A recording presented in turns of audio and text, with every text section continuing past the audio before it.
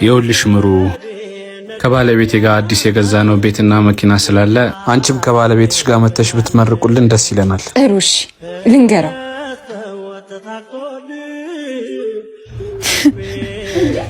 አጉላቀኛውን ይመጻደቃል። እሺ የቤታችን አባወራ ምን ሆንሽ? የሰማሁትን ታውቃለህ?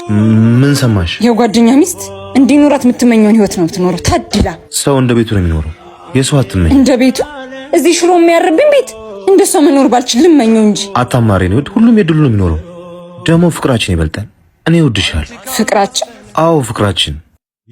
አጉላቀኛ ነኝ እያልክ ትመጻደቃለህ እንጂ ከማንም የተሻለ ህይወት እንኖር ነበር። ያንቺን ፍላጎት ለማሟላት ብዬ ህሊናን አላቆሽሽም። እንግዲያውስ ህይወት መሮኛል። ተስፋ ማደርግበት ኑሮ መኖር ስለምፈልግ እዚህ ጋር ይብቃል። በቃን።